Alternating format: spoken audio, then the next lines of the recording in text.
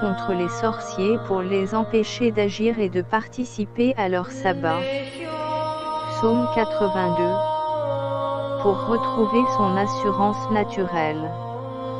Psaume à réciter quand vous êtes violemment attaqué par plusieurs adversaires et que vous avez l'impression que vous faiblissez. Psaume 93. Pour exorciser une habitation. Psaume à réciter sur votre maison lorsqu'elle est attaquée par les forces des ténèbres. Exemple. Une maison dite hantée ou qui vous porte malheur ou dans laquelle vous n'avez pas la paix. Psaume 97. Pour éloigner de son chemin un être malveillant.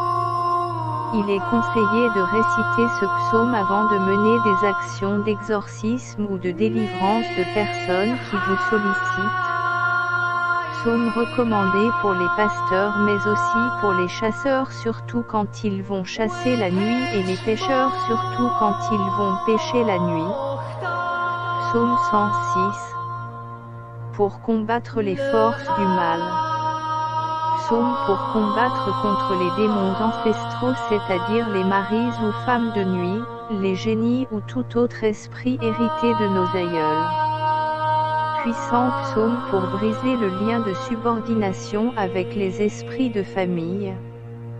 Psaume de combat fortement recommandé pour les nouveaux baptisés ou les nouveaux convertis dans la foi en notre Seigneur Jésus-Christ de Nazareth pour briser le joug spirituel familial et devenir spirituellement indépendant et autonome.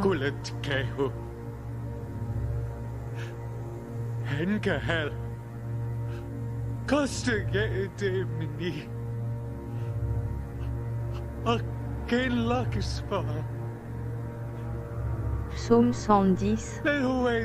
Pour prendre spirituellement le contrôle d'une assemblée. Combat contre toutes les forces qui peuvent vous freiner.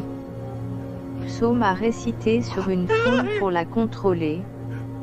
Psaume recommandé aux pasteurs, hommes politiques, artistes, sportifs, dirigeants d'entreprises etc. c'est-à-dire tous ceux qui veulent avoir du monde avec eux et avoir du succès auprès d'un grand public.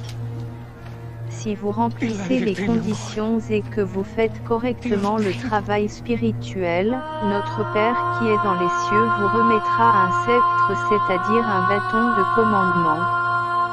Psaume 112. Pour éloigner la jalousie et faire briller son étoile. Psaume à réciter contre tous les obstacles de la vie. Mais il faut orienter le psaume sur vous-même par l'élévation de l'âme pour faire briller votre étoile. Ainsi, partout où vous serez, on parlera de vous en bien et tout le monde se mettra à votre service. Vous serez la star, c'est-à-dire l'étoile visible partout. Psaume recommandé pour les sportifs, artistes, acteurs etc. Ce psaume concerne tous ceux qui courent après la célébrité. Psaume 119. Pour lutter contre le stress et ne pas perdre ses moyens. Psaume à réciter sur vous-même lorsque vous sentez que votre foi a baissé et que votre engagement spirituel pour notre Père qui est dans les cieux a fortement diminué.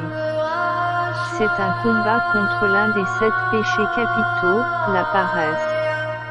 Surtout la paresse spirituelle. Psaume 138. Pour éviter de succomber face aux tentations du diable. Il arrive parfois que les démons murmurent dans vos oreilles pour vous pousser ou vous encourager à faire des choses que vous n'avez pas envie de faire. Il peut s'agir de tentations spirituelles, matérielles, de tentations liées à la drogue, à l'alcool, au sexe etc. Nous vous recommandons de lire ce psaume avec vos enfants. Il va tuer en eux les démons de la déviation liés à leur génération. Psaume 149. Pour trouver les forces d'affronter un adversaire puissant. Psaume à réciter lorsque vous êtes attaqué par plusieurs démons ou esprits à la fois. C'est un très grand psaume de combat contre les légions. Psaume 150. Psaume de louange pour chanter la puissance et la grandeur de Dieu dans le combat. Psaume à utiliser lorsque vous êtes dans une zone hostile et que vous voulez instaurer la parole de Dieu dans le lieu. Ce beau psaume de louange fera fuir le diable et ses anges. Ils se tiendront très éloignés de vous et vous pourrez imposer la gloire de notre Père qui est dans les cieux. Psaume recommandé pour les évangélistes et pour tous ceux qui veulent s'aimer la parole de Dieu dans un endroit. Récitez d'abord ce psaume et votre entourage sera attentif pour écouter la parole de Dieu que vous voulez faire passer. En principe, plus vous récitez, plus votre âme grandit jusqu'à devenir un géant qui fait peur aux autres.